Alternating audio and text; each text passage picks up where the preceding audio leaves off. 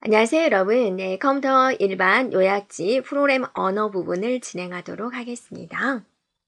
자, 우리가 이제 언어를 배울 건데, 이제 우리가 뭐 국어, 한국어, 불어, 그죠? 네, 영어, 뭐 중국어, 이런 많은 언어들이 있듯이 그 사람과 대화하기 위해서는 이제 상대방의 언어에 알듯이 자, 우리 인간이 있고 이제 컴퓨터가 있는데 컴퓨터는 뭐만 아냐면 0과 1로 된 이런 숫자들로 이루어진 것만 아는 거예요. 근데 이제 우리가 이런 언어를 배우기는 너무 힘드니까 중간에 이제 언어를 배우는 거고 그 언어를 이제 이렇게 기계어로 번역해주는 이제 프로그램을 돌리면 좋겠다라는 거죠. 그게 이제 프로그램 언어의 종류는 많이 있는데요. 우리가 일단은 C 언어하고 이제 자바를 배우게 될 거고요. 또 요즘에는 또 파이썬을 많이 쓰기도 합니다. 그래서 이 언어를 배우기 전에 프로그램 언어가 어떤 식으로 이제 돌아가고 있는지 그 종류에는 뭐가 있는지 한번 살펴보자라는 거죠. 그래서 이 프로그램 언어는 컴퓨터와 이제 소통하기 위해서 대화하기 위해서 이제 필요한 내용이 된다라는 겁니다. 그래서 이 언어는 이제 프로그램 언어는 이제 어떤 일을 이제 컴퓨터로 처리하기 위해서 명령어들을 내리는 거죠. 그게 이제 언어별로 문법이 다른 거예요. 그래서 그런 여러 가지 종류가 있고요.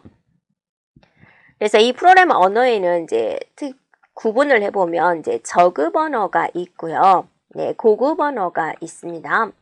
저급 언어다라고 하면은 이제 기계 쪽입니다. 컴퓨터가 좋아하는 언어예요. 그래서 여기에는 딱 두 가지밖에 없어요. 어셈블리어 이렇게 두 개로 구분이 되고 있습니다. 고급 언어에는 많아요. C도 있고 이제 자바도 있고 네, 파스칼도 있고 또 파이썬도 있고 네, 많이 있습니다. 우리가 알고 있는 거의 모든 언어는 고급 언어가 될 거예요. 그래서 기계는 이제 완전히 기계가 이해할 수 있는 언어예요. 기계 중심 언어고요. 0과 1로만 구성이 되어 있어요. 더해라 라는 것도 뭐 예를 들면 뭐 이런 식으로 되어 있는 거죠. 이렇게. 그럼 이 명령어들을 우리가 하나하나 알고 있어야지 프로그램을 짤 거 아니에요. 그래서 굉장히 힘든 겁니다. 근데 이제 컴퓨터가 직접 이해할 수 있어요. 이렇게 된 거는 직접 이해할 수 있으니까 뭐 번역의 과정 필요 없어요. 우리 인간이 이렇게 해서 주면은 컴퓨터가 바로 뭐만 해주면 돼요? 실행만 해주면 돼요. 그러니까 결론은 실행되는 속도가 전반적으로 봤을 때 이제 빠르다가 되는 거죠. 근데 이 기계어를 이용해서 프로그램을 작성을 하겠다. 그러면 이제 굉장히 힘든 작업이 됩니다. 그래서 전문적인 지식이 없으면 우리 인간 이해하기는 힘들다라는 겁니다. 그래서 조금 인간적으로 좀 붙여보자라는 게 이제 어셈블리 언어예요. 그래서 얘는 기호화시켰다라고 이야기를 해요. 예를 들어서 1010-1100은 더해라라는 뜻이야. 그래서 이걸 외우기는 힘드니까 우리가 이제 ADD라고 표현을 하자. 이렇게 기호화시켰다라고 합니다. 명령어와 이 기호를 1대1로 대응시킨 게 됩니다. 그래서 얘도 고급 언어에 비하면 처리 속도는 빠른 편이 됩니다. 그럼 얘는 일단은 기계어가 아니기 때문에 기계가 직접 알아들을 수는 없어요. 기계 쪽이긴 하지만 그래서 어셈블리 언어는 한 번의 번역 과정을 거쳐서 이제 기계어로 가게 됩니다. 이 번역 어셈블러가 됩니다. 번역하는 것을 어셈블러라고 하는 거죠. 네. 되겠죠? 그래서 이제 고급 언어는 이제 우리 인간 중심에 이렇게 프로그램을 작성하니까 우리 인간들이 너무 힘들거든요. 그래서 우리 인간들이 언어를 만들면 이제 이렇게 기계어로 바꿔준 프로그램을 개발을 한 거예요. 그러면 이제 우리 인간들이 이 언어로만 작성하는 거죠. 이게 이제 고급 언어가 된다 그죠. 인간들이 이제 좋아하는 언어다라는 거죠. 근데 이제 무슨 과정이 필요해요? 번역 과정이 필요합니다. 우리 인간이 만들면 그거를 이제 뭐로 바꿔줘야 돼요? 기계어로 바꿔주는 것. 이걸 이제 번역이라고 합니다. 이 번역 과정이 필요하다라는 겁니다. 예. 그래서 이 저급 언어에 비하면 굉장히 배우기가 쉬운 거죠. 예. 그래서 인간에게 친숙한 형태의 문자, 뭐 더하자, 빼자, 뭐 숫자 이런 것들을 이제 이용한다라는 겁니다. 직접 실행 안 됩니다. 번역 과정을 반드시 이제 거쳐야 된다라는 겁니다. 네, 프로그래머 언어는 어떤 식으로 발전을 했을까? 이제 참고적으로 한번 보세요. 1세대에는 가장 먼저 이제 기계어, 네, 저급 언어가 나왔겠죠. 기계어, 이제 어셈블리어 이런 언어들이 이제 있었죠. 이런 이제 저급 언어들이 이제 있었다라는 겁니다. 그래서 너무 힘드니까 2세대 때 이제 처음으로 나타난 고급 언어가 이제 포트란이라는 이제 언어가 있어요. 이렇게 포트란. 네, 그 다음에 이제 알골. 이게 이제 알골. 네, 이런 것들은 이제 계산용으로 만들었습니다. 과학 기술자들이 계산하기 너무 힘드니까 프로그램으로 좀 돌려서 빠르게 계산을 하자라는 개념으로 만들었고, 처리하기 위해서 사무 처리용으로 이제 만든 게 코볼이에요. 그래서 지금도 이제 코볼을 좋아하는 분들이 있는데, 그래서 오랫동안, 굉장히 오랫동안 이제 사랑을 받은 언어가 이제 코볼이 되고요. 그 다음에 인터프리터 방식의 대표적인 건 이제 베이직 언어가 있습니다. 베이직은 인터프리터입니다. 인터프리터는 한 줄 작성하고 실행하고 한 줄 작성하고 실행하고 줄 단위로 모든 것을 이제 처리하는 걸 말을 하고요. 포트란이다, 코볼이다라는 것은 이제 컴파일 언어입니다. 컴파일은 뭐냐면 내가 프로그램을 다 작성하고 나서 한꺼번에 이제 번역 과정을 거치는 거죠. 이렇게요. 그 다음에 이제 3세대 때 이제 언어들이 나오겠는데, 이제 어떤 용도로 만들어졌는지 한번 보겠습니다. 굉장히 많죠. 네. 그래서, PL1, 파스칼, 이런 것들, 에이다. 에이다는 이제 실시간 처리용으로 만든 거고요. 그 다음에 인공지능 언어, 리스프, 이제 프롤로그. 자, 이런 언어들, 객체지향 언어. 객체지향 언어가 이제 여러분이 이제 지금 쓰고 있는 언어입니다. 스몰톡, 쉽불불인가요? 그 다음에 이제 보고서 작성용 RPG라는 게 있고요. 네, 그 다음에 좀 많은 언어들이 있죠. 네, 살펴보고요. 그 다음에 이제 4세대 언어입니다. 그래픽 인터페이스 환경입니다. 직접 이제 막 타자를 쳤어야 되는데, 이제 여기서 이제 마우스가 나온 거죠. 그래서 이제 GUI, 그 프로그램 언어도 GUI 환경으로 이제 가자라는 겁니다. 그래서 이제 D 베이스, 네, 그다음에 비절차적인 언어, 그러니까 순서에 상관없이 진행되는 언어들 이런 것들이 있고요. 그다음에 이제 언어가 이제 사용자가 더욱 편리하게 사용할 수 있도록 이제 자연어 이런 것들이 이제 개발이 되고 있습니다. 이렇게요. 전반적으로 프로그램이 이제 어떤 식으로 흘러가고 있는지 한번 보고 3세대가 이제 1970년대를 말을 해요. 그래서 이때 보면은 이제 C++이라든지 객체지향 언어를 이제 취급을 하고 있습니다. 네, 그 다음에 이제 바인딩에 대해서 이제 우리가 살펴볼게요. 바인딩은 이제 조금 어려운 개념이다라고 생각을 되는데요. 바인딩이다 그러면 이제 우리가 쉽게 뭐를 생각하냐면, 연결시키는 거다라고 생각을 해보세요. 이렇게요. 그래서 변수에 대한 명칭, A는 10이다. 그럼 변수에 대한 명칭. 그럼 이거는 뭐예요? A라는 변수에는 10을 갖게 하겠다. A라는 변수 어디 있어야 돼요? 메모리에 있어야 돼요. 메모리 몇 번지에 A라는 변수가 저장이 될 거고, 거기에 이제 10이 들어갈 거고, 이제 이런 것들인데, 이거는 아주 세분화해서 이제 우리가 살펴보는 거죠. 그래서 연결시켜주고, 뭘 연결시켜주냐? 변수에 대한 명칭, 메모리에 대한 주소, 어떤 형, 정수냐, 실수냐, 데이터형, 자, 이런 값들을 실제 값 10을 또 연결해 주는 것. 이걸 전반적으로 다 바인딩이다라고 해요. 그래서 여러분이 한마디로 바인딩이 뭐냐? 연결시켜 주는 거다. 뭘 연결시켜 주냐? 변수의 명칭, 메모리에 어디에 저장될 것인지, 정수냐, 실수냐, 데이터형, 실제 값 이런 것들을 이제 연결시켜 주는 건데, 바인딩 시간이라고 있습니다. 바인딩 시간.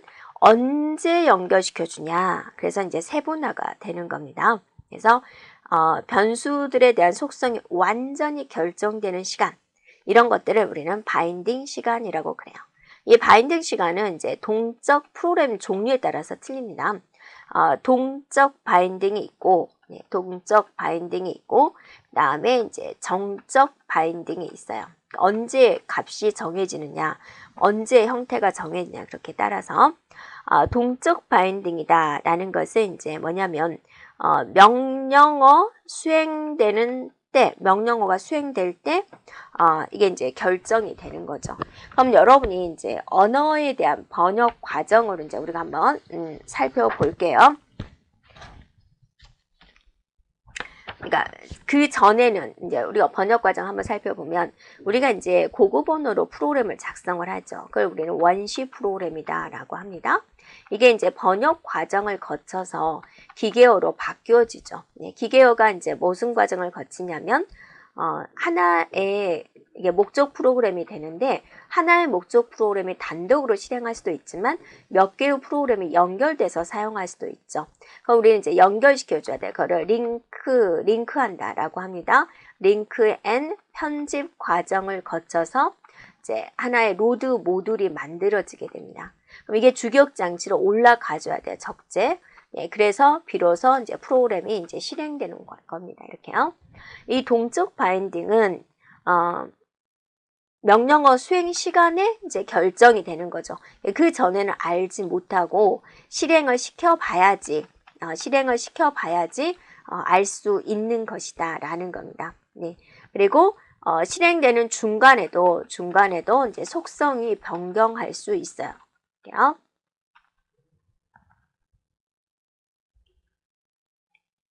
네, 그래서 이제 여러분 교재에 보면은 이제 명령어가 수행되는 순간에 결정되는 것이다라는 겁니다. 네. 네, 그리고 이제 여기에는 또 세분화 해가지고 모듈 시작 시간 바인딩, 모듈 시작 시간에 되는 거, 그다음에 이제 명령어 수행 시간에 발생되는 바인딩 이렇게 또 나누어지게 됩니다. 모듈 시작 시간 바인딩이다라는 것은 이제 뭐냐면 형식 매개 변수, 실 매개 변수, 자 이것들에 대한 이제 바인딩. 그다음에 이제 지역 변수들, 네, 지역 변수들 간의 기억 장소 할당, 지역 변수에 대한 기억 장소 할당. 자, 이런 것들이 이루어지는 이제 바인딩이다라고 볼 수가 있는데요. 자, 여기서 형식 매개 변수다, 실 매개 변수다라는 말이 나오는데요. 실 매개 변수다 그러면 이거는 이제 함수를 호출하는 쪽에 매개 변수가 되고요. 형식 매개 변수는 이제 함수를 이제 호출 당하는 쪽에 이제 매개 변수가 됩니다. 그래서 우리가 함수를 호출할 때 A라는 함수를 호출하세요 라고 할 수도 있고 A라는 함수를 호출하는데 이제 안에 값을 B, C를 가지고 호출을 하겠다 이렇게 할 수도 있죠. 이런 것들을 매개 변수다 라고 합니다. 명령어 수행 시간에 발생하는 바인딩은 할당문에 실제적인 이제 값을 할당을 하거나 실행을 할 때 변수의 기억 장소를 이제 할당하는 부분을 이야기를 합니다. 그래서 이제 우리는 동적 바인딩이다라고 하면은 여러분이 실행되는 중간에 실행 시간에 이루어지는 것, 여기서 마지막 실행할 때 있죠. 네, 실행할 때 바인딩이 이루어지는 것이다 라고 생각해 주면 되겠습니다. 네, 이번에는 이제 우리가 정적 바인딩에 대해서 이제 살펴보도록 할게요. 정적 바인딩이다 라는 것은 이제 뭐냐면 여러 가지 바인딩이 번역을 할 때 번역 시간에 수행되는 것을 이제 정적 바인딩이다 라고 하고 이제 하고 나면 바인딩 하게 되면 실행하는 동안에는 이제 변하지 않습니다. 변하지 않고 그대로 이제 유지되는 것이고요. 여기에 이제 해당되는 것은 이제 번역 시간, 그다음에 실행되기 전이니까 링크 시간, 그다음에 언어를 이제 정의하는 시간, 언어를 구현하는 시간 이렇게 이제 나누어지게 됩니다. 번역하는 시간에는 이제 자료에 대한 구조 또는 어떤 형태인지, 그다음에 크기, 이런 것들이 이제 정해지는 거고요. 그다음에 이제 언어 정의 시간이다. 그럼 프로그램 언어의 이제 전반적인 구조가 이제 정의가 되는 것이고요. 프로그램에 대한 자료 구조, 이런 것들, 또 선택문, 이런 것들이 이제 확정되는 부분입니다. 그래서 이 변수가 취할 수 있는 이제 어떤 형태냐, 그 형태에 대한 종류, 그다음에 상수, 정수로 표현할 거냐, 실수로 표현할 거냐, 이런 표현 방식이 이제 결정이 되는 것이고요.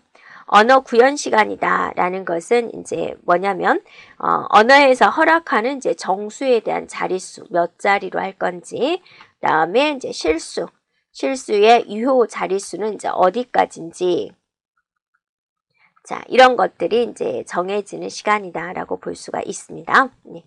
네, 그래서 이제 변수 초기화에 의해서 이제 변수에 대한 값이, 실제적인 값이 결정이 되고요. 또 변수에 대한 기억 장소 할당, 네, 그러니까 값과 기억 장소에 대한 할당, 자, 이런 것들이 모두 번역 시간에 정해지는 것을 이제 정적 바인딩이라고 한다라는 겁니다.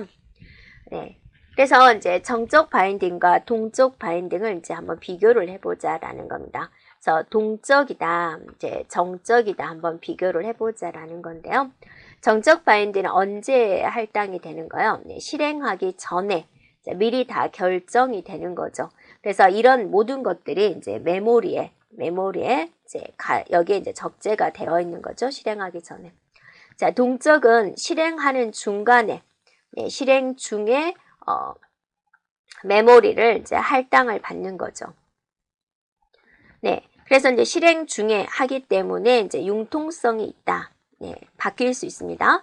융통성이 있다. 그다음 메모리. 그때 할당을 받기 때문에 메모리에 대한 낭비가 없다라는 거죠. 네. 네. 그다음 이제 정적은 뭐냐면 대신 융통성은 없어요. 네. 한번 실행 전에 결정이 나면은 이제 내용이 안 바뀝니다. 그 다음에 이제 메모리 낭비가 있죠. 네. 실행하게 되기 전에 모든 것이 결정이 돼서 이렇게 메모리에 다 죽치고 앉아있게 되거든요. 네. 그래서 이런 건 이제 장점이 단점으로 되겠죠. 그 다음에 이제 이거는 이제, 실행의, 효율성이 이제 부족하다. 라고 하고, 얘는 이제, 실행하기 전에 모든 게 다 결정이 되기 때문에 마음의 준비를 다 하고 시작할 수 있는 거죠.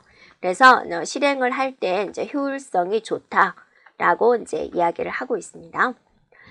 동적은 우리가 보통 객체지향 언어라든지 인터프리터 언어라든지 이런 것들이 이제 여기에 포함이 돼요. 그래서 리스프, 그다음에 펄, 그다음에 프롤로그, APL, 스노우볼 이런 것들이 이제 동적 바인딩에 해당이 되고요.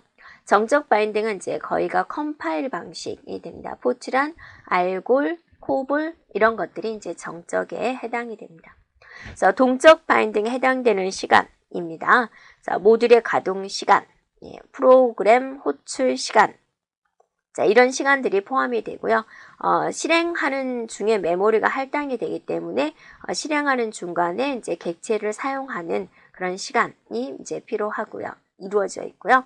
정적 바인딩이다. 그러면 이제 실행하기 전이니까 컴파일하고 나서 번역 시간, 번역한 다음에 링크하는 시간 있죠? 그 다음에 언어를 정의하는 시간, 언어를 구현하는 시간 이런 것들이 이제 모두 여기에 이제 포함이 되는 내용이 되겠습니다. 자, 프로그램 언어를 작성하기 전에 표기하는 여러 가지 표기법에 대해서 살펴볼게요. 자, 첫 번째 BNF에 대해서 우리가 살펴볼 건데 어떤 식으로 표기한다 그런 부분이 약간 다른 점인데요. 언어의 형식적인 구조를 표현하기 위해서 이제 주로 사용하는 표기법입니다. 여기서 사용되는 기호는요. 자, 이거는 뭐 할 때 쓰냐면 정의할 때 씁니다. 자, 그 다음에 이거는 이제 선택할 때 쓰는 것이고, 그 다음에 이제 얘는 이제 정의할 대상을 말을 하고 있습니다. 네, 그러면 이제 예를 들어서 이제 하나에 이제 이런 기호가 들어온다. 자, 그러면 이제 얘는 어떻게 풀릴 것이냐 정의를 하는 거죠. 네, 그래서 이걸로 풀어도 되고요. 또는 선택이죠. 또는 아이디와 레터로 풀어도 되고요. 또 선택이죠. 자, 아이디와 디지트로 풀어도 돼요 라는 겁니다. 이렇게요. 네, 꼭 세죠. 됐죠. 네, 그 다음에 이제 그러면 이 레터는 어떻게 풀릴 것이냐. 레터는 어떻게 풀 거냐. 네, A가 올 수도 있고, B가 올 수도 있고, C가 올 수도 있고, D가 올 수도 있고, 짠짠짠 어디까지? X, Y, Z까지 이렇게 올 수 있어요. 라는 거고. 그럼 디지트에 대한 정의는 뭐냐? 디지트는요. 정의를 내는 거죠. 0이 올 수도 있고 1이 올 수도 있고 해가지고 9까지 7이 올 수도 있고 8이 올 수도 있고 9가 올 수 있어요. 라는 걸 나타낸다. 이런 식으로 이제 표기하는 기법이 우리가 BNF 표기법이다. 라고 이야기를 합니다. 자, 여기서 이제 확장시켜서 또 뭐가 나왔냐면 이 BNF가 있습니다. 이렇게요. 자, 여기서 쓰는 기호는 조금 더 달라지게 돼요. 그래서 이제 이런 기호는 그러니까 반복을 나타내겠다. 그 다음에 이제 이거는 선택을 나타낸다. 그래서 A 이렇게 되어 있으면 A와 B 중에서 이제 선택을 하겠다라는 의미가 됩니다.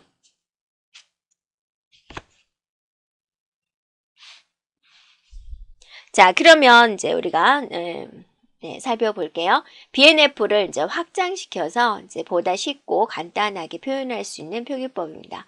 그리고 이제 반복에 대해서 또 선택적인 부분 이거를 이제 좀 더 간결하게 표현하는 방법이고 이제 이런 의미가 있다라는 거고. 자, 반복은요. 이렇게 나타내면 이제 예를 들어서 A 이렇게 있다. 그러면 A가 0번 이상 반복될 수 있어요. 라는 걸 나타냅니다. 자, 그 다음에 이제 구문도표가 있습니다. 구문도표는 이제 뭐냐면, 그래픽으로 이제 표현하는 방법이에요. 그래서 쉽게 이해할 수 있도록 이제 구문을 도형화시켜서 이제 나타낸 것입니다. 그래서 이제 여기서 사용되는 거, 화살표는 이제 흐름의 방향, 사각형은 이제 논터미널, 끝이 아니다 그거죠. 원은 터미널, 완전히 끝을 말을 합니다. 이렇게요. 네, 그러면 이제 우리가 이 BNF에 대한 문법 흐름도에 대해서 이제 우리가 한번 표현을 해 보도록 하겠습니다. 자, 터미널은 이제 이렇게 표시한다 그죠? 동그라미로 표시하고 여기 안에다가 이제 표기를 합니다. 내용을. 네, 그래서 여기서 이렇게 흘러갑니다라는 걸 이제 보여주는 거고요. 넌 터미널은 뭐였죠? 사각형으로 표시를 하는 거였죠. 이렇게. 네, 이거는 이제 넌 터미널입니다. 자, 그 다음에 이제 A는 정의를 했어요. X1, X2 해가지고 XN으로 정의를 했다라고 하면은 이제 우리가 이렇게 이런 식으로 이제 표기를 할 수도 있고요. 또 이런 식으로 이렇게 표기를 할 수도 있습니다.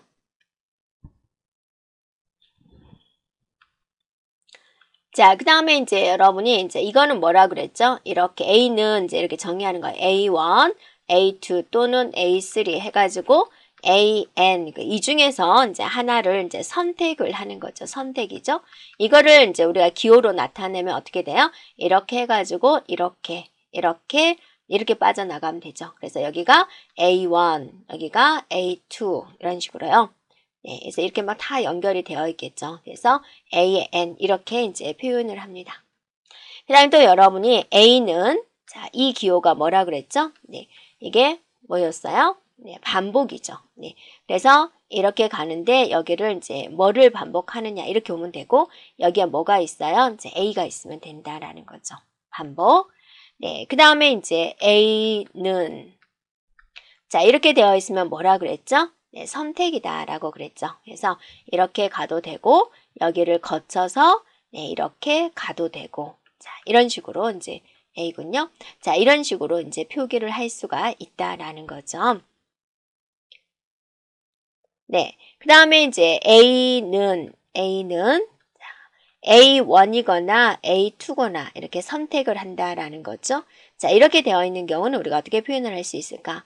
선택은 어때요? 자, 이런 식으로 나와 있는 것을 우리는 선택이다 라고 하죠. 그래서 이제 출발을 해서 A1을 선택하거나 또는 A2를 선택을 합니다. 자, 그리고 이제 여기에 이제 베타가 들어오게 되는 거죠. 자, 이런 식으로 이제 표시할 수 있습니다. 자, 그리고 이제 나타내는 방법 중에서 파스 트리다라고 있습니다. 자, 이거는 이제 BNF에 의해서 이제 표현되는 식이 작성될 수 있는가를 이제 검증할 때 사용되는 이제 트리가 되겠습니다. 그래서 고급 언어로 작성된 프로그램을 이제 분석을 하는 거죠. 구문 분석을 해가지고 그 문장의 구조를 이제 트리로 표현한 것을 우리는 말을 하고요. 루트, 그 다음에 중간, 그 다음에 단말 이렇게 이제 구성이 되어 있어요. 예를 들면 이제 이런 거죠. 식별자가 있고 여기는 이제 식별자와 숫자로 나누어지고 또 식별자는 이제 또 식별자와 영문으로 나누어지고 얘는 영문으로 되고 이걸 내가 A로 표현하고 A로 표현하고 E로 표현하겠다. 이런 식으로 이제 나타내는 것을 이제 파스 트리다라고 이야기를 합니다. 자, 여기까지 진행하겠습니다.